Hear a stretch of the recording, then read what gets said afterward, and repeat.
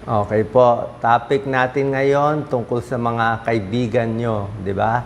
Alam nyo, ngayon, gipit tayo, kaya nagbabago ugali ng mga kaibigan. Lalo na kung bata ka pa, mabilis tayo mauto o maloko. So ito yung mga 16 na ugali o 16 na klase ng tao na dapat mag-ingat tayo o umiwas na tayo. Ito yung mga bad habits nila. Baka meron kayong kaibigan ganito ha. Tingnan natin. Number 1 to 16. Number 1, kung yung kaibigan mo, constant negativity. Lagi siyang negative sa'yo. Okay? Kahit ano ikwento mo sa kanya, laging may masasabing hindi maganda, dinadown ka lagi, kahit pa simple, laging dinadown yung mga accomplishments mo, kung ano project mo, sasabihin, ay, hindi po pwede yan. So, mahirap yung mga laging negative. Baka may inggit pala siya sa'yo. Hindi mo lang alam. Diba? May hidden na galit pala. Number 2, mahilig mag-chismis. Okay? Yung mga kaibigan mong marites ng marites, laging naninira sa ibang tao, hindi naman nila kilala. Isipin mo, baka isang araw, ikaw nasisiraan nila. Diba? So, kung kaya nila manira sa iba, pwede ka rin nila siraan. Kaya mag-ingat tayo. Number 3, yung mga taong magaling magmanipula. Manipulative behavior. Yung mga gagawa sila ng paraan para mabola ka, mabait muna sa'yo, medyo pinapag-guilty ka, di ba? May iba dyan, paiyak-iyak pa para makakuha ng pera, makautang sa'yo, pang sariling interest, binobola ka lang. So, pag naloko ka na isang beses, dalawang beses, mag-isip ka na, ano na yan, habit na yan, nagmamanipulate na yan. Yung mga madrama. Number 4, klase ng tao ang dapat iwasan, yung walang empathy. Ibig sabihin, yung walang awa sa ibang tao. Okay? Hindi wala siyang pake na may nasasaktan, may natatapakan, basta gusto lang niya yung sarili niya. Hindi delikado yan. Kasi ang walang empathy, oras na ikaw ang may kailangan, oras na ikaw nahihingi ng tulong, wala na siya. Diba? Pero pag siya ang humihingi ng tulong, ay nandiyan ka, lagi ka tumutulong. Kala mo tutulungan ka. Wala nga empathy. Number 5, bad sign ng kaibigan mo.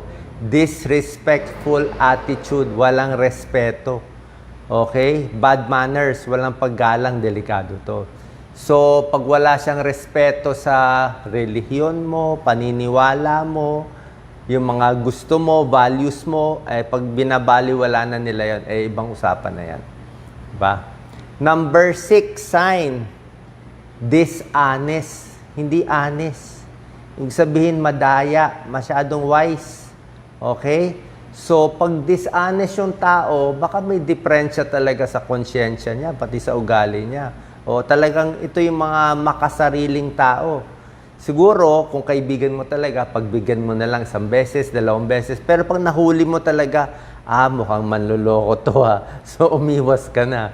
Diba? Pag naloko ka na once or twice, tama na. Huwag na magpaloko paulit-ulit. Huwag na magpapabudol kahit kaibigan mo pa. Number 7, ito dapat iwasan talaga. Yung may inggit, matindi to, jealousy, envy, inggit sa'yo, may crab mentality, gusto ka lagi binababa. Okay? Kung meron kang papakita, accomplishments mo, ayaw niya. Diba? Galit siya sa'yo. Pero, dikit naman ng dikit siya sa'yo. Gaya naman ng gaya sa ginagawa mo. Lahat ng ginagawa mo, binabantayan niya. Ginagaya niya lahat pero sinisiraan ka sa likod. Ibig sabihin, galit siya sa'yo, inggit siya sa'yo, pero believe siya sa'yo. Delikado to. Naninira ito.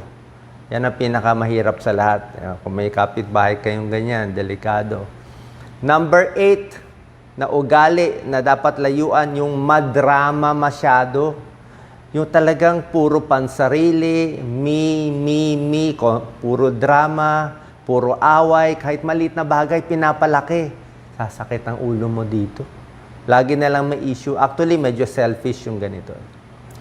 Number 9, ito Manipulation of information. Fake news. Ibig sabihin, naninira to. Okay? Binabago yung katotohanan para makuha ang agenda niya. Di ba? Ang comment nga, kwento mo yan, style mo yan. So, may binabalak tong taong to. Siguro mautak tong taong to para makuha kanya, gagawa siya ng kwento para kumampi ka sa kanya. So, delikado yan. Manipulation of information, binabago. Number 10, ito talaga yung sign Itong number 10, draining of energy. Pagkausap mo siya, parang nega siya talagang tao. Nai-stress ka talaga. Mas pagod ka pag nakita mo siya. Emotionally exhausted ka. Para siyang parasite, nakuha niya yung battery mo. So, yung ganitong tao, iwas ka na. Okay? May taong ganun laging, ako na lang, pahingi ng tulong, ganyan-ganyan, tapos biglang iiwan ka na lang. Mahirap yon. So, pag ganyan yung tao, negative, hanap tayo ng positive na tao. Number 11. Ito, delikado itong 11, Ito yung mga matatalino na salbahe. Number 11, ina-isolate ka sa ibang tao. O, yan pakinggan nyo maigi. Ina-isolate ka, hinihiwalay ka. Okay, let's say close ka sa kapatid mo. Selos siya. Kukunin ka niya sa kapatid mo. Close ka sa nanay mo, sa tatay mo. Kukunin ka niya. Ina-isolate ka niya. Maraming ganyan, Hihiwalay ka sa best friend mo, kukunin ka niya. Hihiwalay ka niya sa pamilya. Para kang pet, Ginawa ka parang aso o pusa. O dito ka lang, Pag humiwalay ka, pag inaway mo yung magulang mo, bibigyan kita ng masarap na pagkain. Yan. Reward. Gusto niya control. Manipulation. Doon sila happy. Pero yung ganito, usually may mental problem yung ganito. Ina-isolate ka Ginagawa kang parang props. Number 12, constant criticism. Yung araw-araw sermon, araw-araw maliit ang tingin sa'yo, nasisira na yung confidence mo, diba? Iwas ka na. Tuturuan ko kayo mamaya paano umiwas. Yung talagang puro negative na lang, usually yung negative nila hindi harap-harapan yan Usually sa harap mo positive yan. Sabi niya, mabait to, magaling to. Pero, makita mo yung mukha niya, merong, malikot yung mata, may ngisi, na parang sarcastic. Sarcastic. Magaling siya, sobrang galing yan. Tumakbo na lang presidente yan, magaling yan. Parang inaasar ka na. Iba ng usapan yun Pinupuri ka, pero inaasar ka. So, wag tayong magpapaloko sa ganon. Constant criticism. Number 13, ito. Maraming ganito. Unreliable behavior. Okay, moody siya. Pabago-bago isip niya. Yung ihip ng hangin. Walang isang salita. Okay? Minsan nandyan, minsan ayaw, nag-commit na, ayaw naman uli, pabago-bago. Wag na, useless. Hindi yayaman yung ganito. Unreliable. Isabihin, pag lang marinig, pag may nakuhang magandang offer, iwas na agad sa'yo. Unreliable. Masamang tao yung ganito. Yung sabihin, selfish siya. Number 14, taking advantage of you. Ito, sobra dami to. Taking advantage.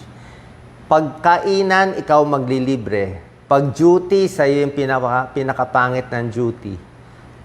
Basta, niloloko ka sa pera, sa oras, sa gamit, sa lahat. Puro one-sided. Alam mo na to. Diba? So, hindi na maayos yung ganito. Tapos magpapakyut lang sa'yo siguro, kunwari. Basta na take advantage ka na. Ako, nagpapalugi ako lagi. Papalugi ako 1, 2, minsan 3 beses. Pero after that, tama na. At least napagbigyan mo siya. Number 15, lack of accountability. Delikado to. Ito yung lack of accountability. Nahuli na siya nagsisinungaling, hindi pa rin aamin. Nahuli na nagnanakaw, wala pa rin. Deny to death. Diba? Delikado yun. Diba? Kasi wala na siyang responsibility. Kahit gumawa siya ng masama, mag-cause siya ng sunog at gulo, hindi aamin. Deny ng deny. Deny to death. Delikado yun. Ito, medyo papuntang criminal behavior na tayo. And number 16, nagbago na yung values niya. Nagbago yung paninindigan. Nung bata pa siya, nung classmate pa kayo sa high school, mabait, matulungin, tutulong sa mundo, tutulong sa Pilipinas. Nung tumanda na, nagkapera ng konti, yumabang. Diba? Lumaki ang ulo. Wala ko pinapatamaan. General to. So, nagbago na siya. Marami nagbabago kasi. Oras na makatikim ng, dumami lang yung followers, mayabang na. Kala mo sino na. Diba? So, dumami lang, sumikat lang, na lumalaki ang ulo. Yun ang pinakapangit sa lahat. Diba? Nag-iba ugali. So, pag merong ganito, 16 na ganito, ingat ka na. Ang technique, yung iba aawayin, di ba? Hindi ko naman sabihin awayin nyo yung kaibigan nyo o tung whoever this is, di ba? Lumayo ka na lang padahan-dahan, pasimple ka na lang. Okay? Pwede mo pagbigyan minsan, pero dahan-dahan layo. Kaya kung tatanggalin mo siya sa buhay mo, gawa ka na lang ng reason mo, di ba? Pero, pag nakita mo tong taong to, red alert ka na. Kasi alam mong may gagawin siya. Okay? Bukod dito sa 16 na bad signs ng mga ugali na hindi maganda, meron pang isang mas malala. Okay? Hinuli ko lang to. Actually, 17 dapat to. Ito yung number 17 na traidor. Okay? Dangerous na to. Dapat nilagay ko sa title. Yung signs na tinatraidor ka na ng kaibigan mo. Itong mga kaninang signs, yung binigay ko sa inyo, selfish lang siya. Gusto lang niya makaisa. Pero ito, pabaliktad to. Ina-attack ka na talaga. Tinatraidor ka na. Ano yung mga signs? Sabi ko, change in values yung kanina, di ba? Ito naman, change in behavior. Okay? Tapos, pag ang kwento niya sa'yo, hindi na diretso. Yung kwento niya pa iba-iba na. Minsan ang kwento ganito, minsan ang kwento ganyan, parang minamanipulate ka na. Nagne-negative comment na siya sa'yo. Okay? Ito pa, meron kang private na information. Yung mga sikreto mo, pinagkakalat. Okay? Yung mga secret mo na dapat ikaw lang, pinagkakalat niya. Yung mga signs nagtatraidor na, biglang galit na lang sa'yo. Galit na lang siya. Marami siyang secret conversation sa ibang tao. Hindi ka sinasali. Alam mo na yon, di ba? At yung obvious dito, kumampi na siya sa kaaway mo. Okay? Kung meron kang kaaway, kinaiinisan, doon na siya nakiklose. At yung pinakamalala ng pagka-traidor, harapan. Yung harapan talagang kampi na doon sa hindi mo ka-okay yan. Flaunting disloyalty. At maraming multiple broken promises. Okay? Alam mo kasi tayo, mabilis tayo mauto kasi dapat maingat tayo sa tao ngayon. Oo. Sabi nga, kung gusto mo mag-ipon ng pera, lalo na sa negosyo, mahirap kumita ng pera pero ma-scam ka lang ng isang ganitong tao, ubos agad lahat. Kahit yung pagod mo, kaibigan mo, lalo na sa mga vulnerable na babae, baka mabola kayo ng lalaki o lalaki na bola ng babae. Either way, delikado. Okay? Either yung pera, pagkatao mo, malugi dahil dito. Okay? So, ano lang naman to? Warning signs lang naman eh. Pwede naman magbago yung tao eh. Pwede naman magbago, pero sa tingin ko, maliit ang chance ang magbago eh. Minsan ang tao, pag ganyan ang timplada, ganun talaga. Magbabago lang yung tao kung bumagsak na siya.